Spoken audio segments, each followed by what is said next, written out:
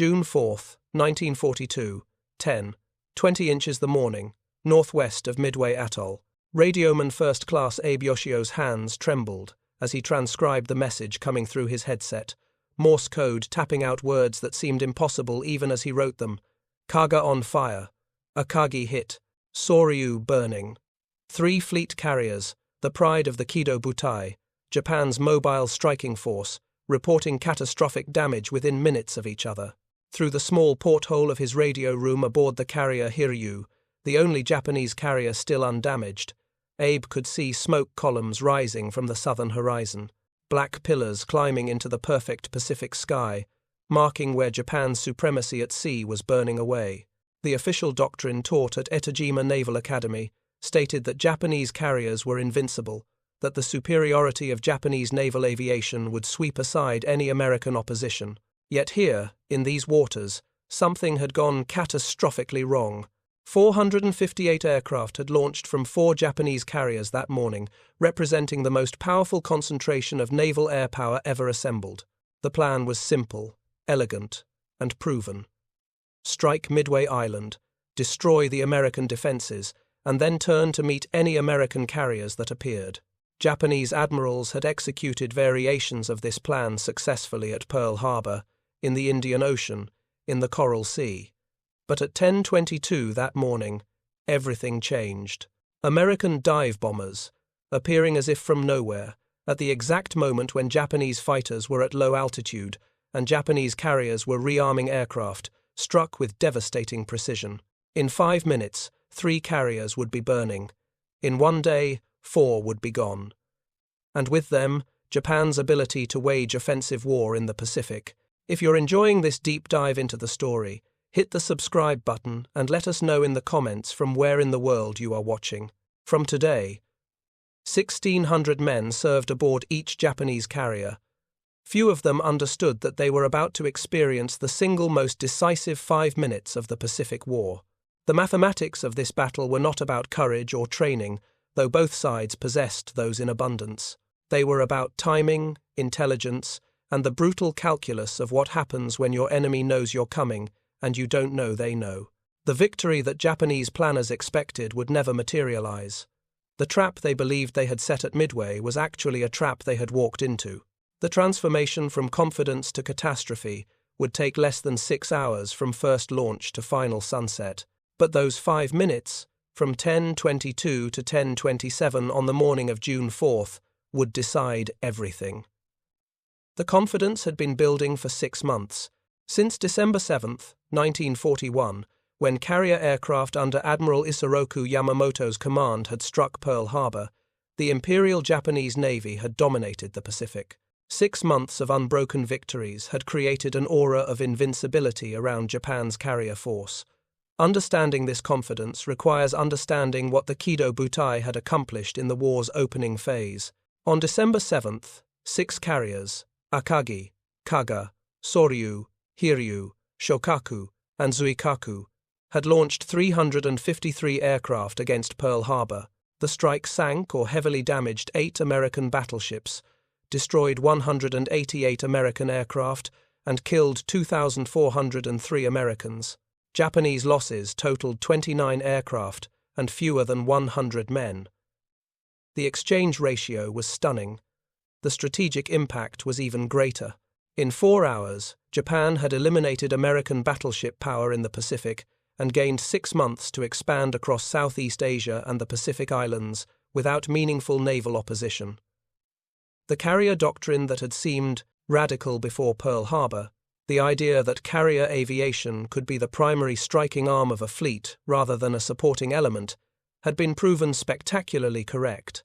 Vice Admiral Chuichi Nagumo commanded the WWII. His flagship Akagi was the most prestigious carrier in the Imperial Japanese Navy. Commissioned in 1927 as Japan's first large purpose-built aircraft carrier, Akagi had been modernized in the 1930s. She displaced 42,000 tons, fully loaded, and could operate 71 aircraft. Her name meant Red Castle, and she carried the hopes of Japanese naval aviation. Kaga, the second carrier in the striking force, was converted from an incomplete battleship hull. She displaced 43,000 tons and operated 72 aircraft.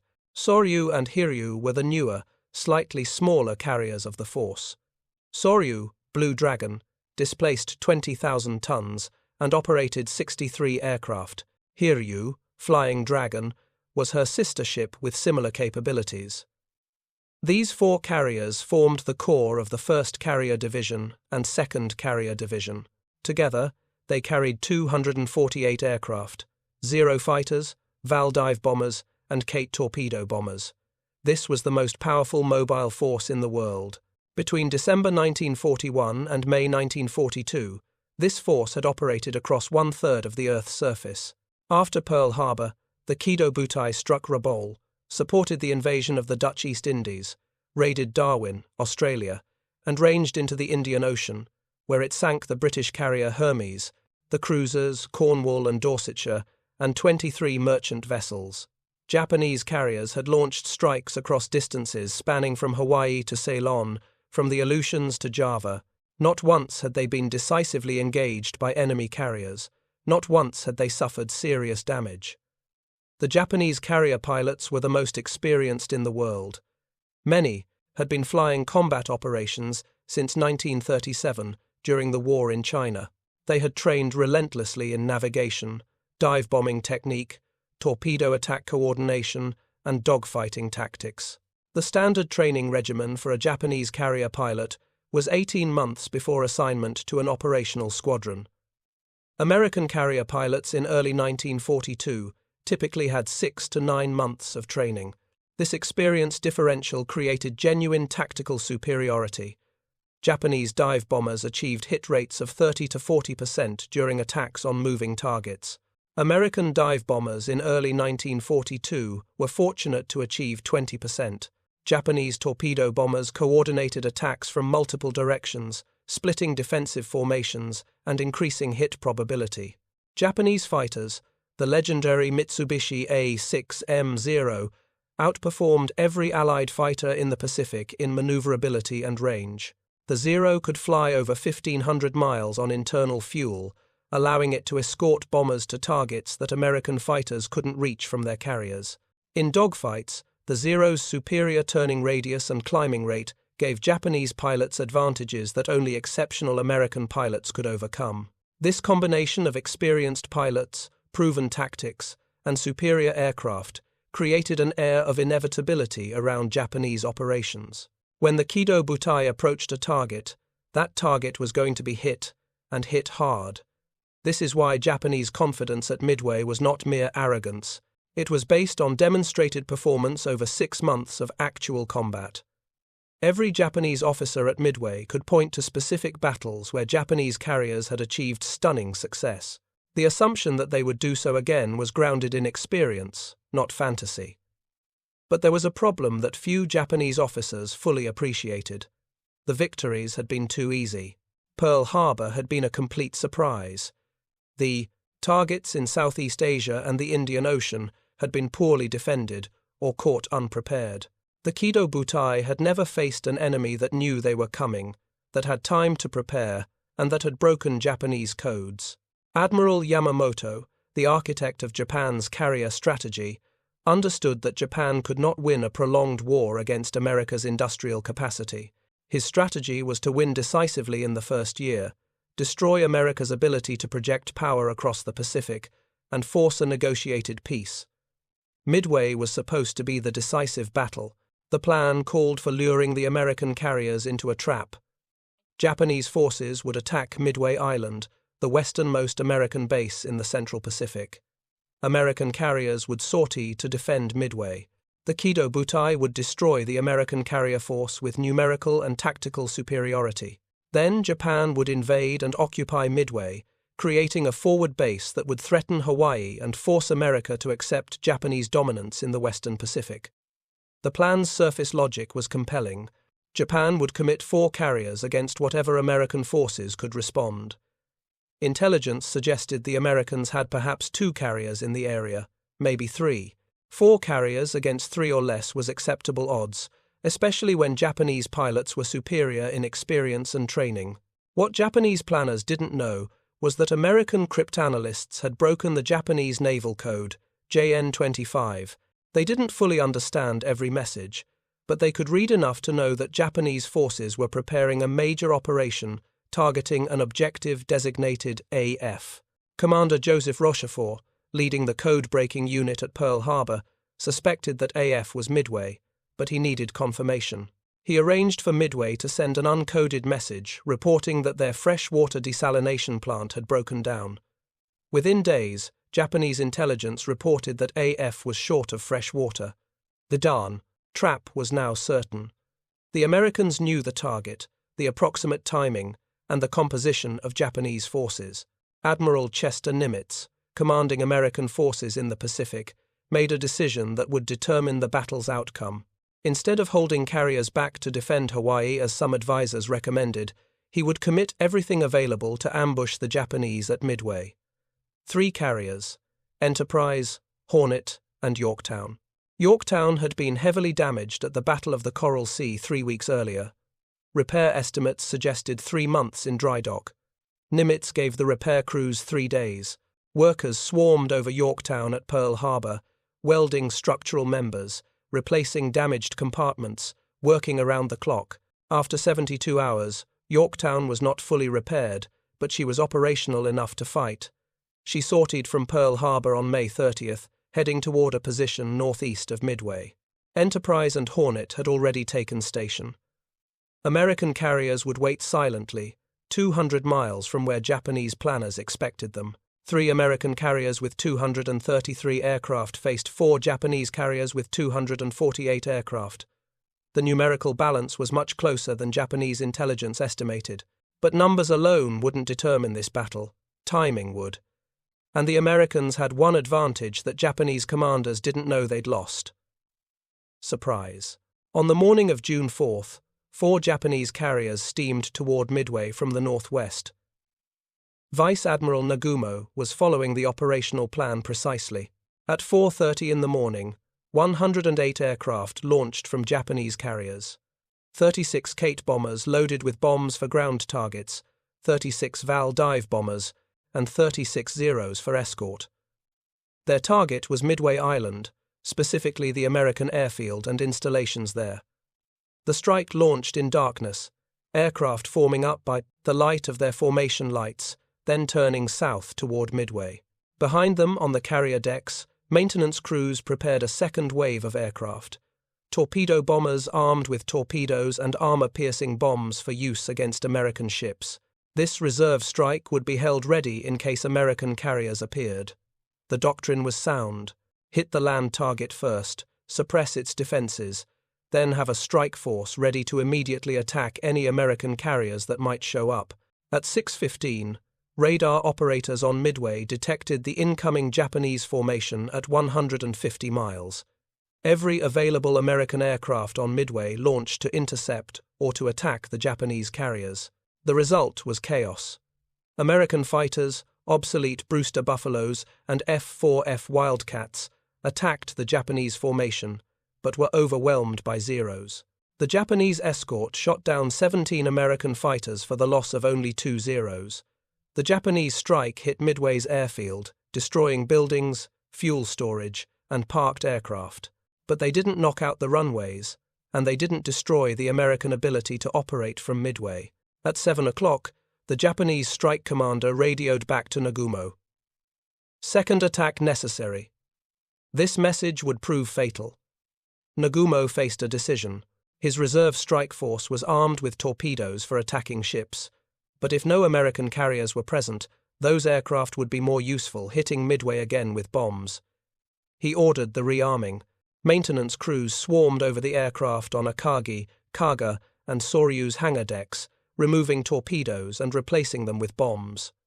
This process took time. Each aircraft required 30 to 40 minutes to rearm. Torpedoes had to be unloaded, transported back to the magazines, bombs brought up, and mounted on the aircraft. The decks became cluttered with ammunition, fuel hoses, and maintenance equipment.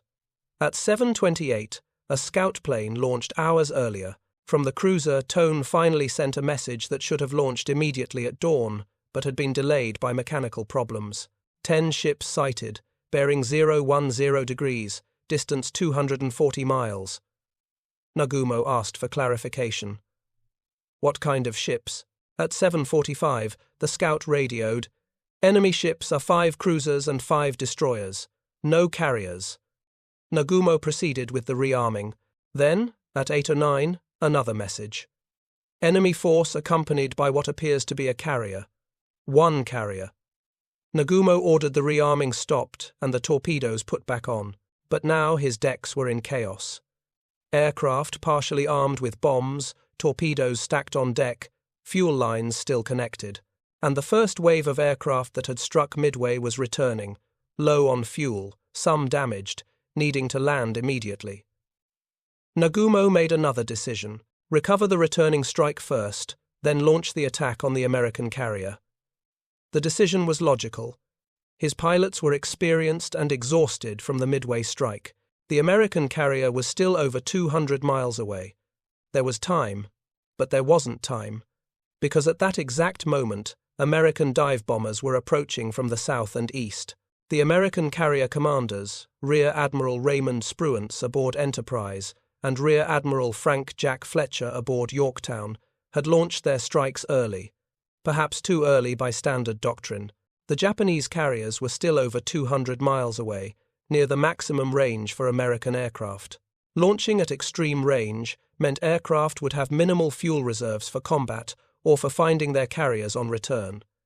If the strike missed the target, many aircraft would run out of fuel and ditch in the ocean.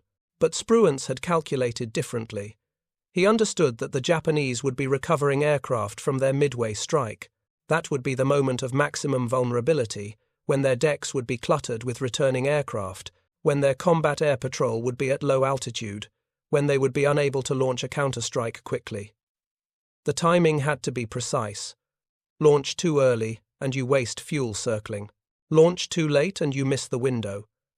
Spruance launched at 7 o'clock from Enterprise and Hornet, 156 aircraft, dive bombers, torpedo bombers, and fighters. Fletcher launched from Yorktown at 8:38, 35 more aircraft. But the American strike did not arrive as a coordinated force. The different squadrons became separated during the flight. The torpedo bombers, flying low and slow, arrived first, and they arrived alone, without fighter escort, without dive bombers to split the Japanese defenses. It was a massacre. Torpedo Squadron 8 from Hornet, 15, Douglas TBD, Devastator torpedo bombers under Lieutenant Commander John Waldron, found the Japanese carriers at 9:20. They were flying at 200 feet above the water, approaching at 110 miles per hour, the speed dictated by their torpedoes' limitations. Above them, 30 Japanese Zeros diving from altitude cut through the formation like sharks through fish. The Devastators had no chance. Their top speed was barely faster than the Zeros' stalling speed. They couldn't outrun, couldn't outclimb, couldn't outturn the Japanese fighters. One by one, they were shot down. Ensign George Gay watched his squadron mates burn and fall. His own aircraft took multiple hits. His rear gunner was killed. Gay pressed his attack, dropped his torpedo at 800 yards from a Japanese carrier, then his aircraft fell apart around him. He crashed into the ocean and clung to a floating seat cushion, watching the battle unfold from water level. He was the only survivor from Torpedo Squadron 8. All 15 aircraft shot down, 29 of 30 men killed. The torpedo attacks from Enterprise and Yorktown followed minutes later. Torpedo Squadron 6 lost 10 of 14 aircraft. Torpedo Squadron 3 lost 10 of 12. 41 American torpedo bombers attacked Japanese carriers that morning. 35 were shot down. Only 6 torpedoes were launched, and not one hit. The Japanese Combat Air Patrol had performed exactly as trained. They had slaughtered an entire attacking force. On the Japanese carriers, there was momentary relief. The American attack had failed completely. The damage was 0. Now they could launch their own strike. But the torpedo bomber attacks had accomplished something the American crews never lived to see.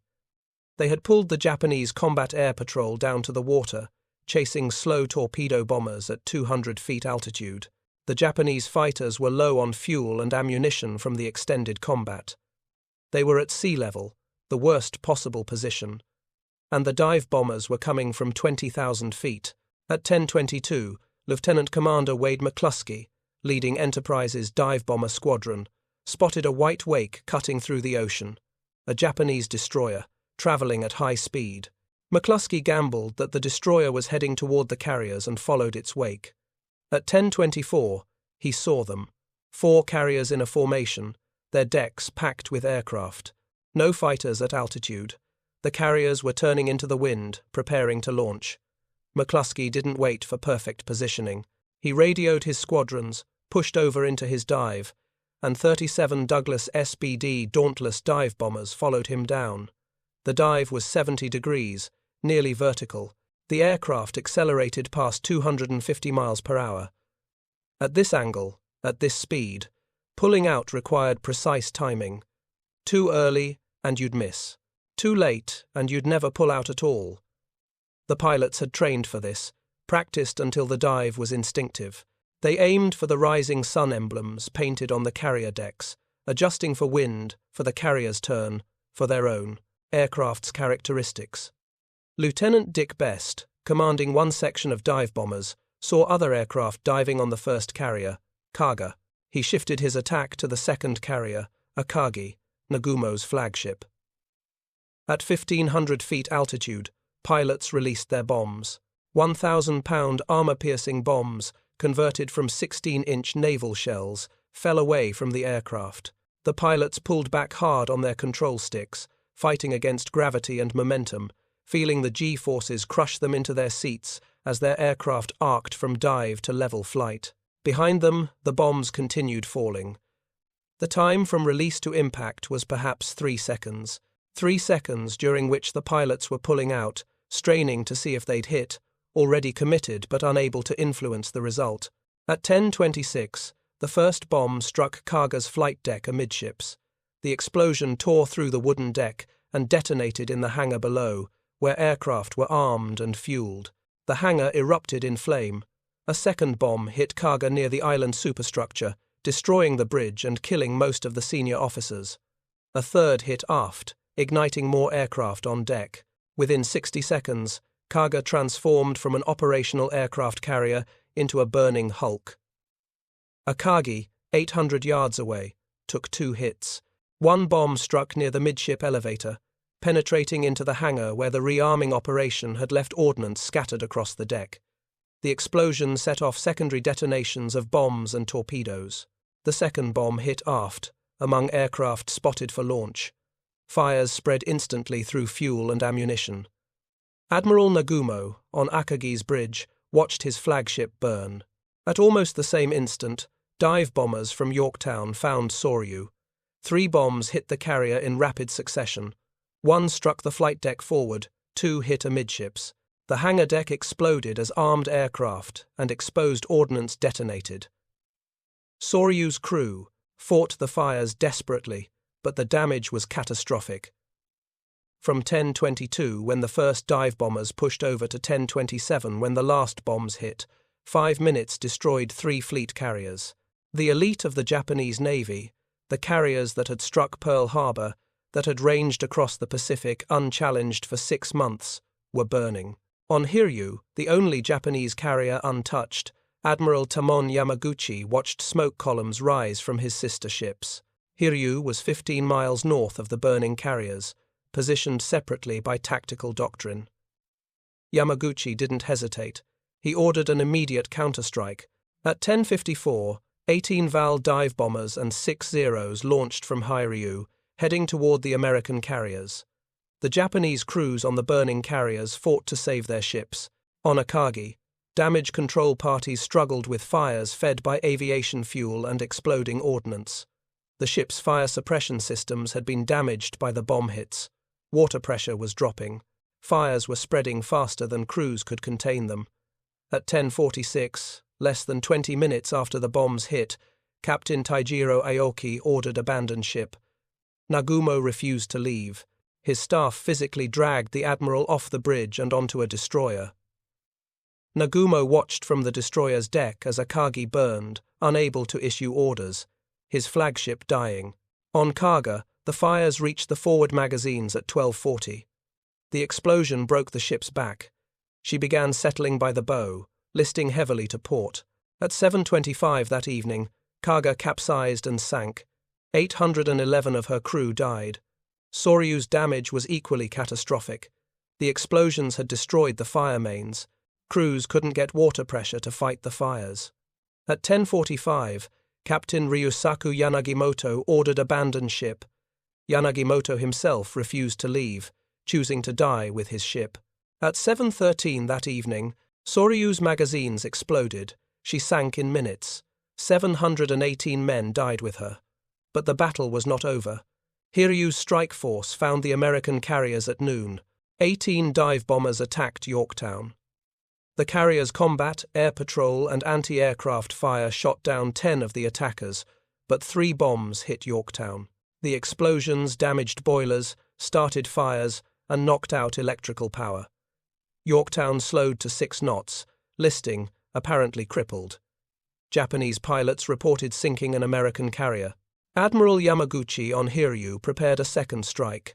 At 12:45, 10 Kate torpedo bombers and 6 Zeros launched from Hiryu. They found Yorktown at 2:30. American fighters shot down 5 of the attackers, but 5 torpedo bombers pressed through the defensive fire. 2 torpedoes struck Yorktown's port side. The explosions opened the hull to the sea. Yorktown listed 17 degrees and stopped dead in the water.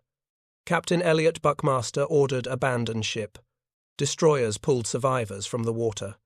Yorktown floated, heavily damaged, but not sinking. She would survive another 2 days before a Japanese submarine found her. But at that moment, Japanese pilots believed they had sunk 2 American carriers. Hiryu was winning. Then American scouts found Hiryu. Enterprise launched a strike at 3:30. 24 dive bombers located the Japanese carrier at 5 o'clock. Hiryu was steaming north at high speed, her deck clear after launching the second strike against Yorktown. The dive bombers attacked from 17,000 feet. 4 bombs hit Hiryu's flight deck within minutes. The explosions tore through the hangar, igniting aircraft and fuel. Fires spread exactly as they had on the other carriers.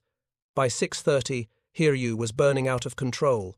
At 2:30 the next morning, June 5th, Admiral Yamaguchi ordered abandon ship. He chose to die with his ship. At 5:10, Japanese destroyers fired torpedoes into Hiryu's hull. She sank at 9:12. If you find this story engaging, please take a moment to subscribe and enable notifications. It helps us continue producing in-depth content like this. 4 carriers. In one day, Japan had lost 4 fleet carriers representing 2/3 of her fast carrier force. The ships themselves represented enormous industrial and financial investment. Akagi and Kaga alone had cost over 100 million yen to build and modernize, equivalent to hundreds of millions of dollars. But the ships could theoretically be replaced, given time and resources. What couldn't be replaced were the men. 2,446 Japanese sailors and aviators died at Midway, but more critically, 110 pilots were killed. These were not replacements fresh from training. These were the experienced aviators who had flown combat operations since Pearl Harbor, some since the war in China. They represented thousands of hours of training and combat experience. The Japanese Naval Aviation Training Program could not replace them. Japan's industrial capacity was already stretched. The training infrastructure couldn't produce pilots at the rate they were being lost. America's training program was just ramping up, eventually producing thousands of pilots monthly. Japan's never matched that capacity. The pilots killed at Midway were irreplaceable. The immediate tactical situation after Midway was stark. Japan retained 2 fleet carriers, Shokaku and Zuikaku, both damaged and unavailable, plus several light carriers with limited capacity. America had 3 fleet carriers, Enterprise, Hornet, and Saratoga, which had missed Midway but was operational, plus construction was accelerating on the Essex-class carriers, the first of which would commission in December 1942. The material balance had shifted decisively, but the psychological impact was perhaps greater. Japanese naval aviators had believed themselves invincible. 6 months of Victories had created absolute confidence in their tactical superiority. Midway shattered that confidence. They had been ambushed, outmaneuvered, and destroyed by an enemy they had underestimated. The aura of invincibility was broken. For the sailors who survived, men like Radioman Yoshio, who had transcribed those desperate messages, the psychological wound was deep. They had been taught that Japanese carriers could not be defeated. They had seen 4 carriers burn in a single day. The cognitive dissonance was overwhelming. How could everything they had been taught be wrong? How could the Americans, who they had been told were inferior in training and equipment, execute such a devastating attack? The survivors carried these questions through the rest of the war. Some concluded that American material superiority was simply too great to overcome. Others blamed Japanese commanders for poor decisions. Nagumo was criticized for the rearming order, for recovering his Midway strike before launching against the American carriers, for tactical decisions that left his ships vulnerable. These criticisms had merit. Nagumo's decisions were questionable, but they were decisions made under uncertainty, with incomplete information. In a tactical situation that changed minute by minute, the deeper issue was that Japanese doctrine had no answer for an enemy that knew you were coming and could choose when and where to fight. The Kido Butai's tactics were designed for surprise attacks against unprepared enemies. When facing a prepared, informed opponent with comparable forces, those tactics failed. American code-breaking had provided the intelligence. American commanders had used that intelligence to position their forces perfectly. American aviators had executed the attack with courage and precision, despite heavy losses. The combination was lethal. In the days following the battle, Japanese and American forces maneuvered but did not engage again. Admiral Yamamoto, commanding from his battleship far to the west, considered pressing the attack. He still had battleships and cruisers that could bombard Midway or engage American surface forces. But without carriers, without air cover, his surface ships were vulnerable. On June 5th, American submarines torpedoed and sank the heavy cruiser Mikuma. Yamamoto ordered a general withdrawal. The Midway operation was over. Japan had failed to destroy the American carriers. Japan had failed to occupy Midway. And Japan had lost 4 carriers in the process. The strategic initiative in the Pacific had shifted. Japan would never again conduct large-scale offensive operations. The industrial reality became clear in the months following Midway. America's shipyards were producing carriers, battleships, cruisers, destroyers, and submarines at rates that Japanese industry could not match. The Essex-class carrier program alone would produce 24 carriers by war's end. Japan would complete only 6 more fleet carriers during the entire war, and several of those were conversions from other hulls. By mid-1943, American carriers outnumbered Japanese carriers in the Pacific. By 1944, the disparity was overwhelming. But numbers alone don't fully explain what changed at Midway. The confidence that Japanese forces carried into battle on June 4th never fully returned. They had learned that American forces could defeat them. That knowledge, once gained, could not be unlearned. For the families of the men who died on those carriers, the immediate notification was brutal. The Japanese government initially concealed the scale of the disaster. Families received notifications that their sons or husbands had died in action, but the full story of 4 carriers sinking in one day was kept secret. The complete casualty lists weren't published until after the war ended. When civilians learned the truth, the shock was profound. How could Japan have lost so decisively? The propaganda had promised victory after victory. The reality was catastrophic defeat. The survivors of the battle struggled with what they had witnessed. Mitsuru Yoshida, the officer who had written in his journal aboard Yamato, later wrote extensively about the psychological impact of watching Japanese carriers burn. He described the moment as the death of certainty, the point where the narrative of inevitable Japanese victory collapsed. Other survivors were more reticent. Some never spoke about Midway, carrying the trauma silently. The shame of defeat in a culture that valued victory above all was overwhelming. But there were also moments of clarity among the survivors. Some recognized that the war's outcome had been determined at Midway, that everything afterward was inevitable decline. These men understood that they had witnessed the turning point, even if they couldn't yet see the full implications. The American pilots who executed the attack were celebrated, but not immediately. The full scale of the victory wasn't apparent for days. Enterprise and Hornet returned to Pearl Harbor on June 13th. Admiral Nimitz came aboard to personally congratulate the crews. The decorations followed: Navy crosses, distinguished flying crosses, citations for the squadrons. But the celebration was muted. Too many men had died. Torpedo Squadron 8 wiped out. Dozens of other aviators lost. The victory was real, but the cost was heavy. Lieutenant Commander Wade McCluskey, who had led the dive bomber attack that found the Japanese carriers, understood the narrow margin of success. If he hadn't spotted that destroyer's wake, if he hadn't followed it, his squadrons might have missed the carriers entirely. If the timing had been different by 10 minutes, the outcome could have been completely different. The battle could have gone either way. But it went America's way, and that made all the difference.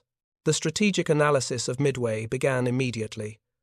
American naval intelligence analyzed every captured document, every intercepted communication, every survivor account. They wanted to understand exactly how the victory had happened and whether it could be replicated. The conclusion was clear. Intelligence had been decisive. Breaking the Japanese naval code had allowed American commanders to position their forces perfectly. Without that intelligence, American carriers might have been caught by surprise, exactly as Japanese carriers had been. The lesson was obvious. Code breaking was a strategic weapon. The American cryptanalysis effort expanded dramatically after Midway. More personnel, more resources, more focus on breaking Japanese codes and protecting American ones. By 1944, American code breakers were reading Japanese naval communications almost in real time. This intelligence advantage proved decisive in every subsequent major battle. Japanese commanders never fully understood how consistently the Americans seemed to know their plans. Some suspected code compromise. Most attributed American success to superior reconnaissance or intelligence analysis. The truth, that American cryptanalysts were reading their mail, remained hidden until after the war. For tactical aviation doctrine, Midway provided critical lessons. Coordinated strikes were essential. The American attack had succeeded despite poor coordination, but the cost was terrible. If the dive bombers and torpedo bombers had attacked simultaneously, Japanese defenses would have been overwhelmed more easily, and American losses would have been lighter.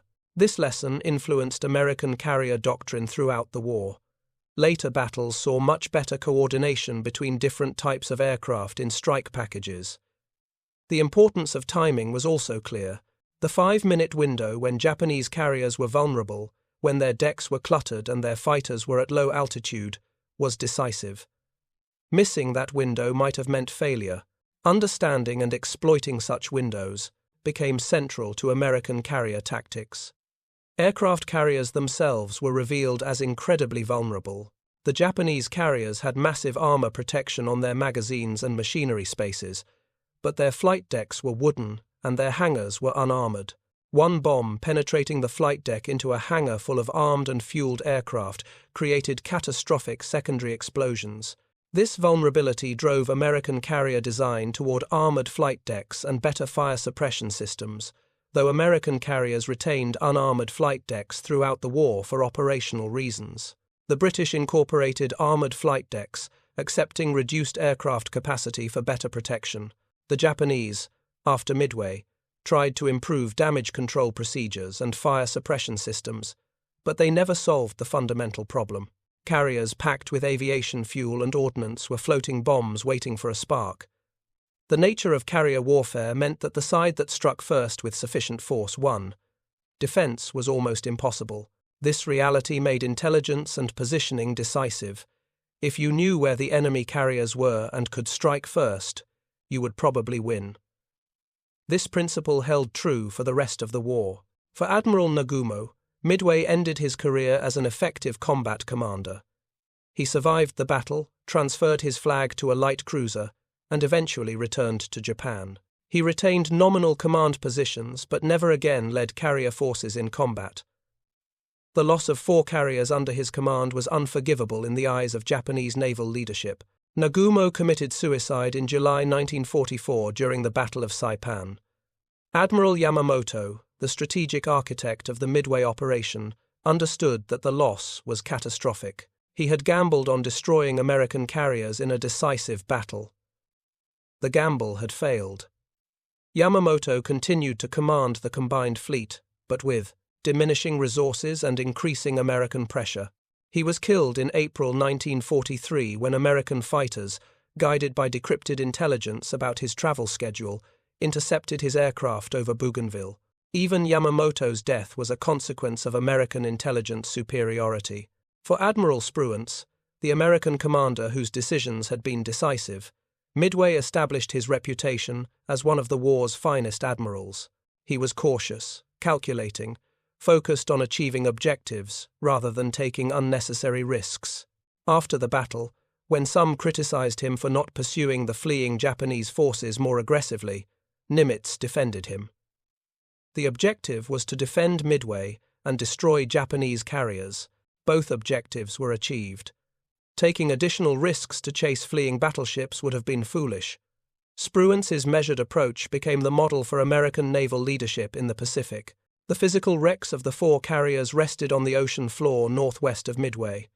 Akagi, Kaga, Soryu, and Hiryu scattered across miles of seafloor at depths of over 16,000 feet. The wrecks remained undiscovered for decades. In 1998, a deep-sea exploration team led by Robert Ballard located Yorktown's wreck. The carrier was remarkably intact, resting upright on the bottom. Subsequent expeditions located some of the Japanese carriers. The wrecks are protected as war graves under international law. The thousands of men who died in those ships remain aboard them, their final resting place marked only by the slow deterioration of steel in cold, dark water. For the Japanese sailors who survived, the physical evidence of their defeat was unmistakable.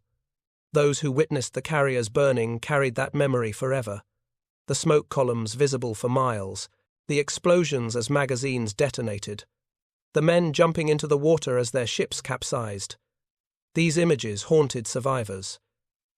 In their testimonies, after the war, many survivors described Midway as the moment they knew Japan would lose. Not immediately, perhaps, but eventually, inevitably. The material and psychological balance had shifted irreversibly. The Americans were too strong, too determined, too numerous. Japan's early victories had been achieved through surprise and aggression. When facing a prepared enemy with comparable skill and superior resources, Japan could not win. The mathematics were brutal and undeniable. America could replace losses. Japan could not. America could accelerate production. Japan could not. America could train new pilots as fast as old ones were lost. Japan could not. These realities became clearer with every month of the war. Midway was the first battle where the fundamental imbalance became visible. Every subsequent battle reinforced the pattern. The cultural impact in Japan evolved over decades. Immediately after the war, Midway was a painful memory of defeat. As time passed and Japan recovered economically and politically, Midway became a subject of historical analysis rather than shame.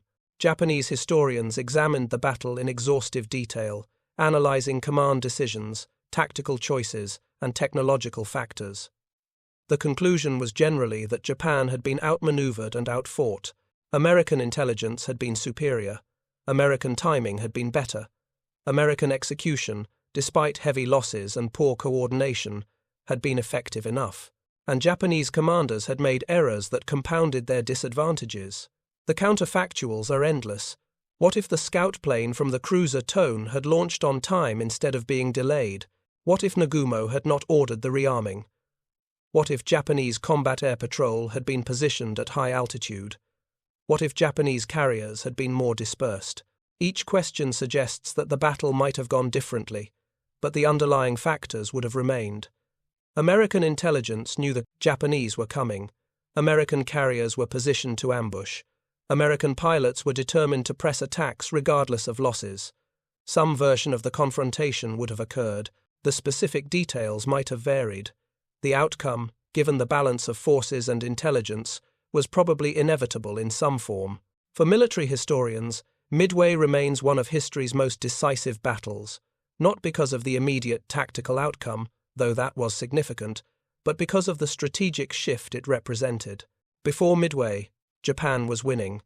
After Midway, Japan was losing. The intermediate battles, Guadalcanal, the Solomon Islands, the Gilbert Islands, were important, but the trajectory was set at Midway. Japan would fight desperately for 2 more years. Millions more would die. But the outcome was determined on June 4, 1942. The memorial at Midway Atoll, established after the war, honors both American and Japanese dead. The inscription reads, "They shall not be forgotten. For the sailors who wrote those final radio messages as their ships burned, for the pilots who died pressing attacks they knew would probably kill them, for the officers who made decisions under impossible pressure, the memorial stands as acknowledgement. War is tragedy. Victory does not erase loss. Understanding Midway requires acknowledging both the decisive American victory and the human cost on both sides. 2,300 Japanese sailors died when 4 carriers sank. Over 300 American aviators died attacking those carriers. Thousands more were wounded. Ships were lost. Aircraft were destroyed. The machinery of industrial warfare consumed men and material with mechanical efficiency. But behind the statistics were individuals. Young men who had families, dreams, futures. Men who wrote letters home. Men who were scared, but did their duty anyway. Men who believed in their causes, whether American democracy or Japanese empire. The ideologies were different. The justifications for war were different. But the human experience of combat, the fear and courage, the chaos and violence, was universal. The radioman aboard Hiryu transcribing damage reports. The American dive bomber pilot pushing over into his attack. The Japanese damage control party fighting fires on a burning carrier. The American torpedo bomber crew pressing their attack while Zeros shot them apart. Each experienced their own version of hell. Each faced their own moment of truth. Midway distilled the Pacific War into 6 hours of intense combat where individual actions had strategic consequences.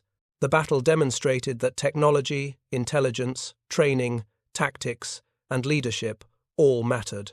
But most fundamentally, it demonstrated that courage alone cannot overcome material and informational disadvantages. Japanese aviators were brave. Japanese ships were well built. Japanese tactics were sophisticated. But Japan faced an enemy that knew they were coming, that had positioned forces to ambush them, and that possessed comparable skill and determination. In that environment, courage was not enough. The lesson extended beyond Midway. Throughout the war, Japanese forces fought with remarkable determination. Individual soldiers, sailors, and airmen performed acts of extraordinary courage. But courage could not overcome the fundamental imbalance in resources, production, and intelligence. America could lose battles and absorb the losses. Japan could not. This asymmetry determined the war's outcome. Midway was simply the first battle where the asymmetry became undeniable.